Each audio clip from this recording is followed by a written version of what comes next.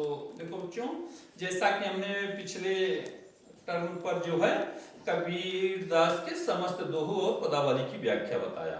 ठीक, आज हम जो है सूरदास जी के विनय के पद की व्याख्या करेंगे।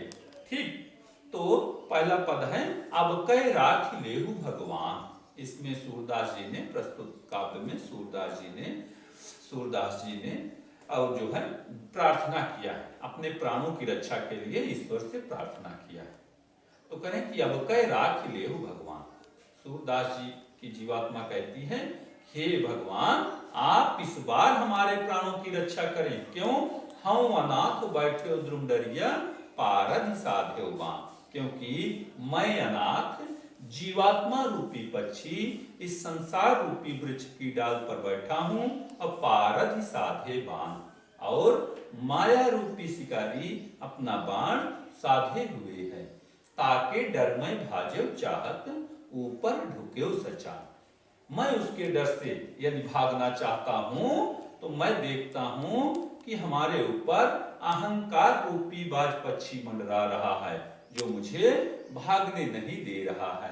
कहें कि दुहु भांति दुख भयो मानिया कौन उबारे प्राण। आगे सूरदास जी कहते हैं कि सूरदास जी की जीवात्मा कहती है कि दोनों तरफ से हमको यहाँ पर दुख ही दुख दिखाई दे रहा है, संकट ही संकट दिखाई दे रहा है, तो कौन उबारे प्राण। इस समय हमारे प्राणों की रक्षा कौन करे। तो करें कि सुमिरत ही यही डस्यो पार भी कर छूटे संधा। सूरदास जी कहते हैं कि जैसे ही जीवात्मा ने परमात्मा का स्मरण किया, वैसे ही अहि डस्यो पार भी, ज्ञान रूपी सर्प निकलकर माया रूपी शिकारी को डस लेता है और उसके हाथ से अज्ञानता रूपी बाण छूट जाता है। सूरदास सर लगे सचा नहीं, जय जय कृपा निधान। सूरदास जी कहते हैं कि वह अज्ञानता रूपी बाण अहंकार रूपी बाज पक्षी को लग जाता है। ऐसे कृपा के सागर भगवान श्री कृष्ण की हम बार बार जय जयकार करते हैं।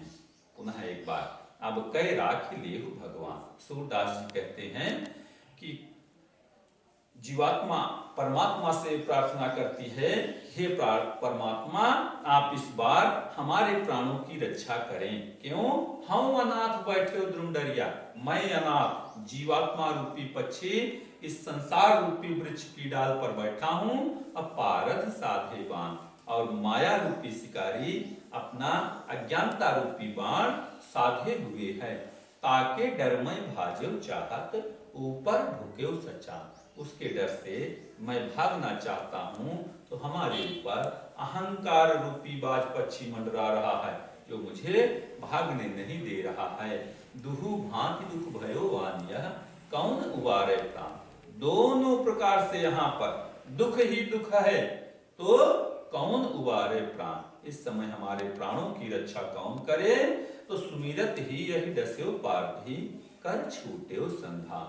जैसे ही जीवात्मा ने ईश्वर का स्मरण किया, वैसे ही ज्ञान रूपी सर्प निकलकर माया रूपी शिकारी को डस लेता है और उसके हाथ से अज्ञानता रूपी बाण छूट जाता है।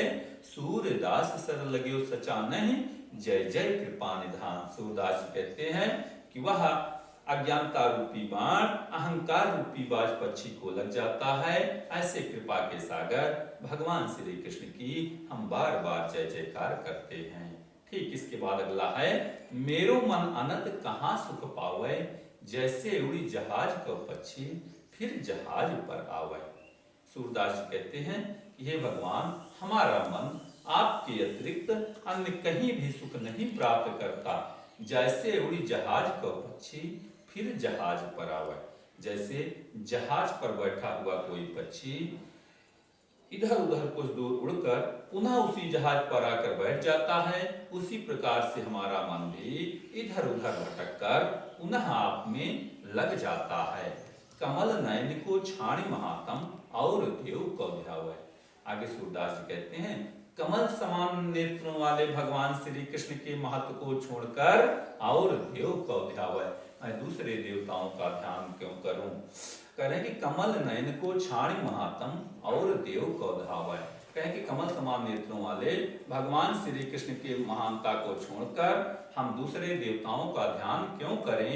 परम गंग को छाण पियावस दुर्मति खूब खनावत। कहें कि यह तो उसी प्रकार से होगा जिस प्रकार से गंगा के अमृत समान जल को छोड़कर कोई मूर्ख व्यक्ति ही होगा जो अपनी प्यास बुझाने के लिए खारे पानी का कुआं खोदने का व्यर्थ परिश्रम करेगा। कहें कि जिह मधुकर अम्बुज रस चाख्यो क्यों करील फल भावै। आगे सूरदास जी कहते हैं कि जिस भ्रमर ने कमल के रस का रस आस्वादन कर लिया क्यों करील फल भावै, उसे कड़वे फल क्यों अच्छे लगेंगे। सूर्यदास प्रभु कामधेनु तज छेरी कौन दुभावै। सूरदास जी कहते हैं कामधेनु रूपी भगवान श्री कृष्ण को छोड़कर छेरी कौन दुहावै, बकरी समान अन्य देवताओं को कौन दुहना पसंद करेगा, अर्थात कौन स्मरण करना पसंद करेगा। पुनः एक बार मेरो मन अनंत कहाँ सुख पावे। सूरदास जी कहते हैं हे भगवान, हमारा मन आपके अतिरिक्त कहीं भी सुख प्राप्त नहीं करता। जैसे उड़ी जहाज का पक्षी फिर जहाज पर आवे। जिस प्रकार से जहाज पर बैठा हुआ कोई पक्षी इधर उधर भटककर पुनः उसी जहाज पर आकर बैठ जाता है, उसी प्रकार से हमारा मन भी इधर उधर भटककर पुनः आप में लग जाता है। कहें कि जैसे उड़ी जहाज को पक्षी फिर जहाज पर आवे, कमल नयनी को छाणी महात्म और देव को ध्यावे। कमल समान नेत्रों वाले भगवान श्री कृष्ण के महत्व को छोड़कर हम दूसरे देवताओं का ध्यान क्यों करें। परम गंग को छाण पियासो दुर्मति कूप खनावा। कह रहे हैं कि यह तो उसी प्रकार से होगा जैसे कोई प्यासा व्यक्ति गंगा के अमृत समान जल को छोड़कर व्यर्थ में कुआं खोदने का परिश्रम करेगा। कहें कि जिह मधुकर अम्बुज रस चाख्यो क्यों करील फल भावै। जिस भ्रमर ने कमल के रस का रस आस्वादन कर लिया है, उसे फिर कड़वे फलों का रस क्यों अच्छा लगेगा। सूर्यदास प्रभु कामधेनु तज छेरी कौन दुहावै। सूरदास जी कहते हैं कामधेनु रूपी भगवान श्री कृष्ण को छोड़कर बकरी समान अन्य देवताओं को दुहना अर्थात स्मरण करना कौन पसंद करेगा। ठीक, आज के दिन बस इतना ही। पुनः जो है अगले प्रश्न पे हम कल बताएंगे।